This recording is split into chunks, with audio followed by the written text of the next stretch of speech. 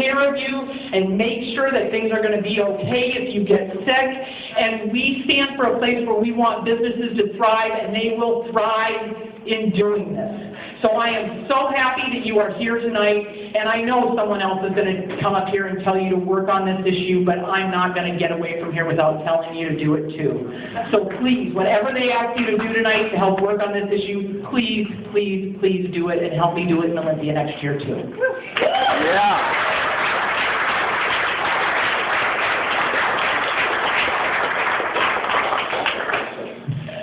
Anders has already been introduced, so I'm just going to step aside.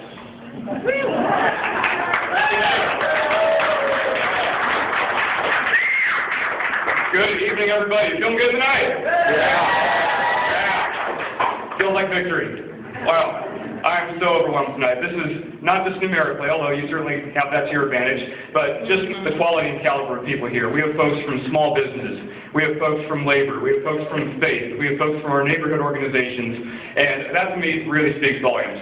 It speaks to the support that this has in our community, and it also speaks to the mandate, the priority that this really is, not just for our city, but across the nation.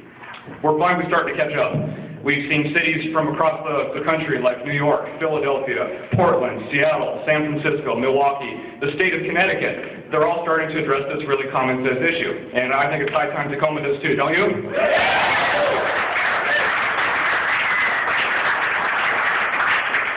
Of course you do.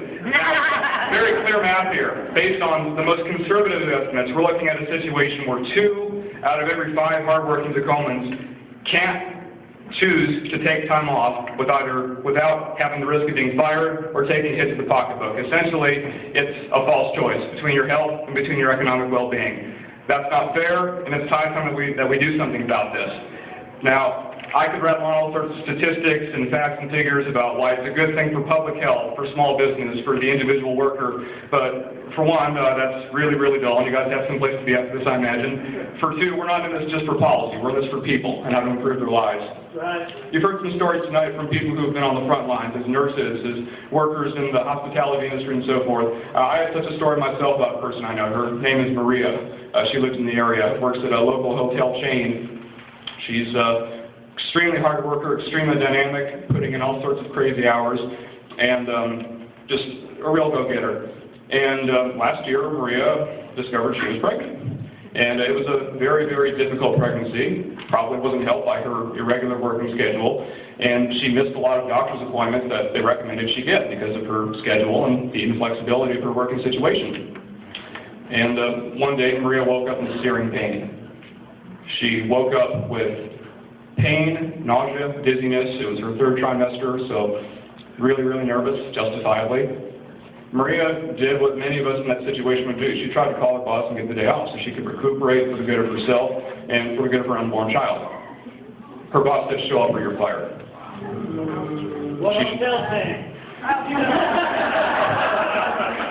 I won't disclose that. So she showed up, and thankfully nothing too bad happened. Her employee or her coworkers, bless their hearts, did help her out. She made it through. Her pregnancy was early though. She gave birth at 8 months, and the baby's okay, but she only had 2 days off after she gave birth, and then right back to work. Let them eat cake, right? So that is the norm for 40% of hardworking Tacomans. That's wrong, simply put. And I think it's high time that we do something about that so that people like Maria never have to go through any kind of suffering like that ever again.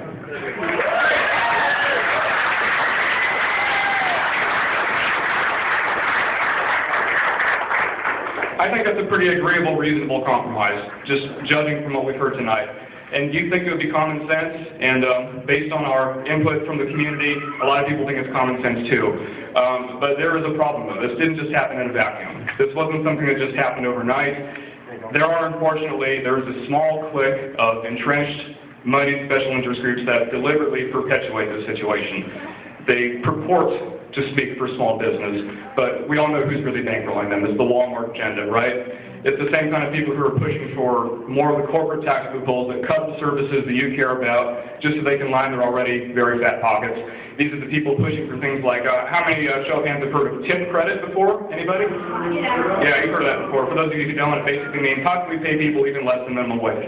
So that's the kind of race to the bottom methodology that people are really trying to force on us. They're not talking about small government. I mean, Rodney Tom tried to take away local government authority, as Jake can attest over there. This is all about control and taking over your rights so they can make even more of a buck at your expense. That's what we're fighting against. And that's what we need your help to take on.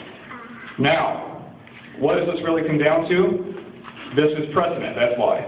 This isn't just about what's good for Tacoma workers. This is about what this means for the entire United States. If Tacoma passes this ordinance, that means we're the first medium-tier city in the entire country to do it. Besides improving the lives of some 40,000 Tacomans, that means we create momentum. We create momentum for statewide change, for national change, to make sure that no one in Maria's position ever has to suffer that kind of humiliation ever again.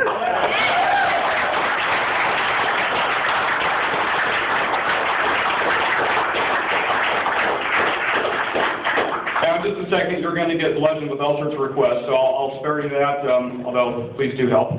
But my assignment to you, my call to action, as it were, is more primal, I think, instead of just logistical. I mean, obviously, we want you to sign postcards, we want you to contact your representatives, we want you to do everything in your power to make sure this becomes the law of the land, which I believe it will, by the way. But here's what I want you to do in the meantime for just a moment. I want you to think. I'm going to look back, because we're human beings, right? We have people in our lives that we care about. I want you to think about one person in your life, either right now or in the past, who has been in Maria's situation right now. Think of your Maria. Think of someone who's been in that kind of situation, that kind of cruelty of circumstance, and you couldn't do anything about it, neither could they. This is your chance to make it right for them. Let's get it done. Thank you.